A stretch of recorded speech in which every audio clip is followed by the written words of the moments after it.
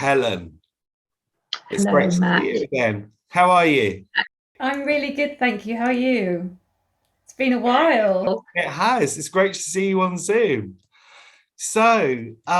We first met, gosh, quite a long time ago. Don't want to say how long ago, really, now, when you were at Aspinal of London. And can you tell me a little bit recap a bit about those times when you were at Aspinall, because you grew the business from really an online business to a multi-million pound brand with stores all over London. So can you recap a bit about those days at Aspinall? I can't Obviously take the credit for all of that, but I was the first employee at Aspinal of London as such, and the journey was a roller coaster one, as you say, from very small revenues to multi-million pound business, which multi-channel e-commerce stores, the whole kit and caboodle really, and it's a massively great success story. My role there really went from sales to managing the customer services team to warehouse staff to setting up a new warehouse, setting up e-com systems, new website designs, pretty much involved in everything really. It's fantastic. Brilliant. And then you left Aspinall of London, and I believe you did a couple of other things before starting Watson and Wolfe. Can you tell me about what you did in between times? Well, I wanted to work for different sectors really. So I started working for Graham and Green, the interiors company in London. So I was working in marketing and e-commerce with them for a while. Then I moved to doing some consultancy for brands like Smart Turnout, some other menswear brands as well. And I had a while working at the multi-channel media marketing agency More Too, which is where where I met Sanjay Patel, who's on our board of directors here at Watson and Wolfe. And what made you decide to set up your own brand? Because initially I believe you were thinking about starting a luxury leather accessories business, weren't you? Given your experience in that sector. What were your initial thoughts about setting up a brand of your own? I wanted to do it because at the time I had a small family, growing family, new mummy, and didn't really want to go back to doing a job in London that meant that I would be away from them for great amounts of time. So I figured that if I started my own company, by the time they were big enough, I would be able to donate more and more time to the business as it was growing, and that's kind of really worked well. Yes, it was going to be a leather company, and we were going to be British made with British leather and British factories and all sourced in Britain. And I did a whole round robin around the UK looking for lining companies, leather suppliers, factories who could manufacture for us. And that journey wasn't as easy either. Making in Britain isn't terribly easy these days, cost wise. So we carried on down that route actually, and it was around sort of 6 months into that journey that I sort of discovered that I didn't really have the passion for it that I thought I would have. I couldn't put my finger on what that reason was. So I was sitting in bed one night with my laptop on my knees, and I typed into Google the leather industry to find out more about leather production and what was going on and what the future of leather was doing, to see whether we were even going in the right direction. And that's when I uncovered the stats on the number of chemicals in leather production, the pollution of the toxic waste of leather production, the human cost of leather production. And I realised really quickly that there was just no way we could use leather for a business that had an opportunity to be a future business. And, having two small children, I just didn't really want to be involved in a brand that was creating destruction on our planet. I felt like I had an obligation to do something better. Pretty big U-turn, isn't it? Having decided, leather to non-leather, and I believe at the same time you also made the personal decision to adopt a plant-based and vegan lifestyle. Is that what that would have been at the same time? It was at the same time, and it was as a result of uncovering all of that I kind of read too much and learnt too much, and I couldn't really I couldn't really not unread it or unsee what I'd seen. And yeah, it was within about 3 or 4 months that I'd completely transitioned to a vegan diet, to a vegan lifestyle, a plant-based diet, and now I'm completely vegan. Have been almost for 4 years, so never regret a moment of that. It was great. What sort of reaction did you get from the people around you when you said, I've decided that I want an accessories business, but it's not to be a leather accessories business? What was the initial reaction of the people around you? It was mixed, actually. So I only knew one other vegan close to me, who was like, wow, this is amazing, really? I was like, yeah.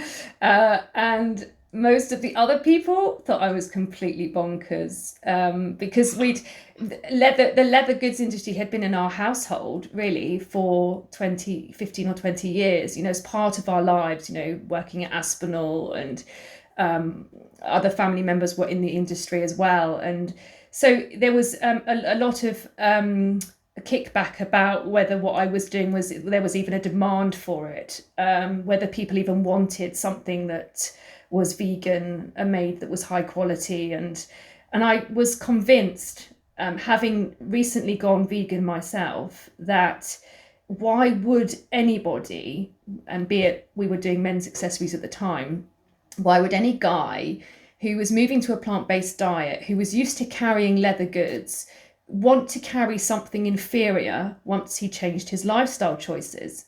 It didn't make sense to me. So I thought there has to be a market for people who want high quality goods, regardless of what their lifestyle choices are.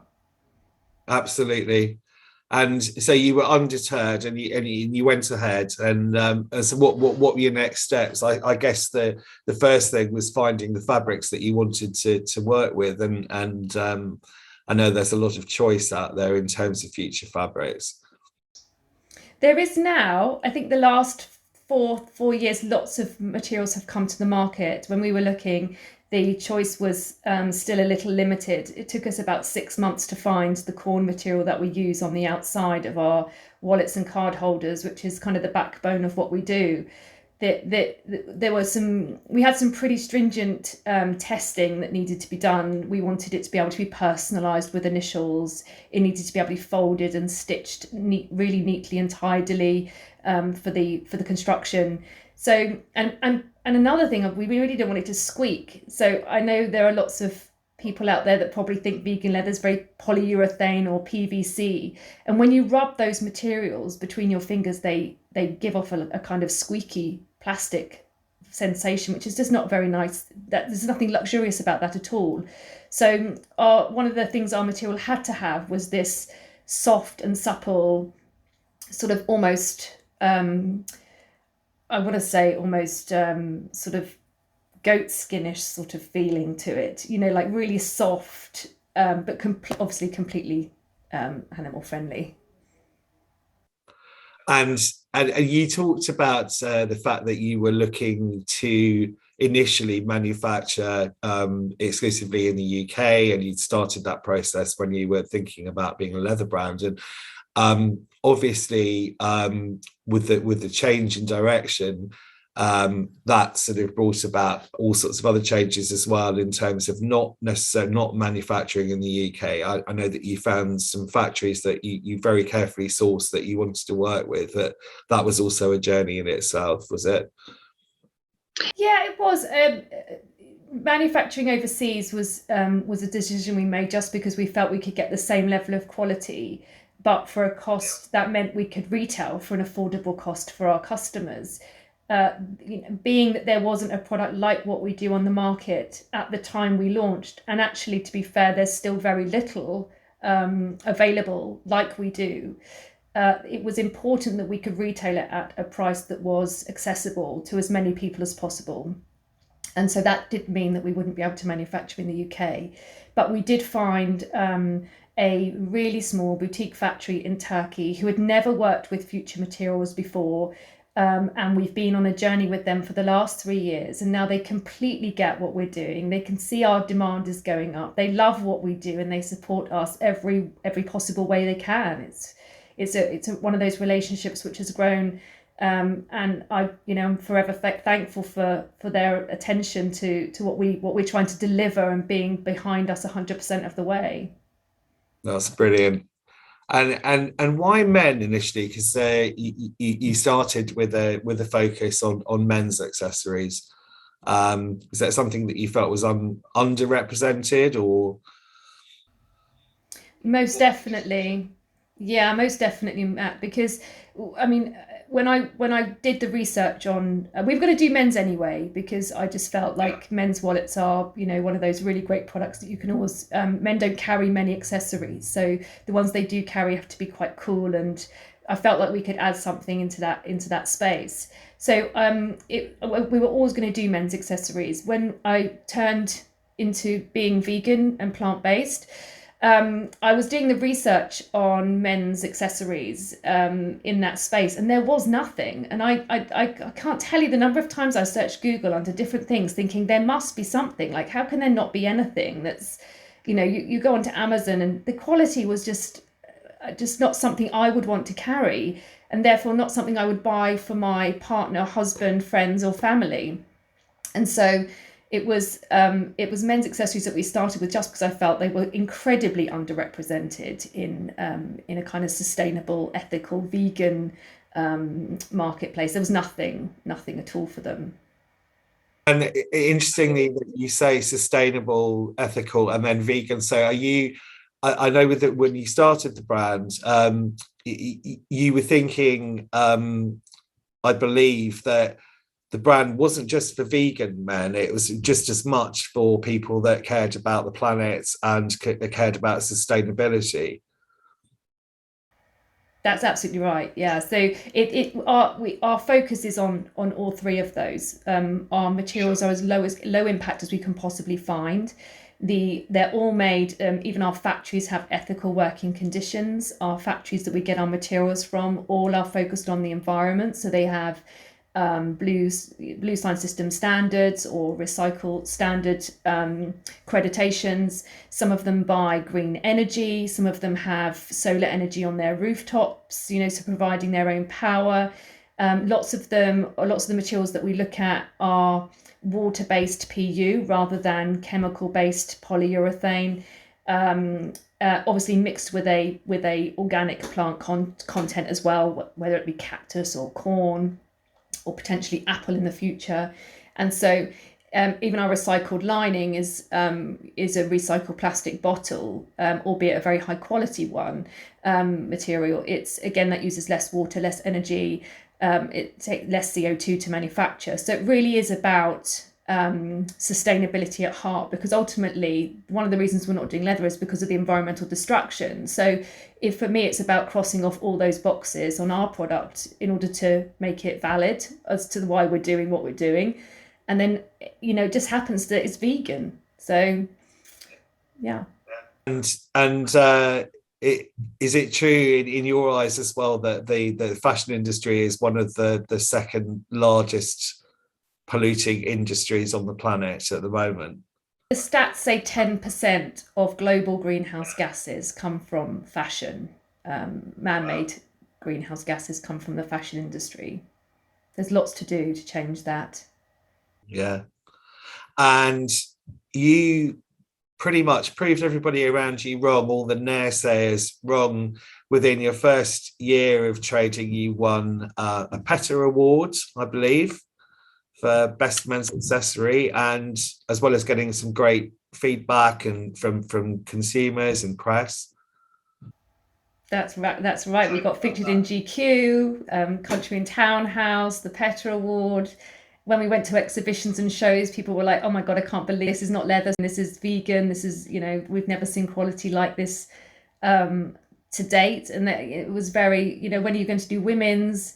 So we've had that all the way along, and that's the reason we started launching a women's collection at the end of last year, is because lots of our fans of the brand were emailing and commenting and saying, when are you going to do a purse for us? I can buy something for my boyfriend, but I want something for me.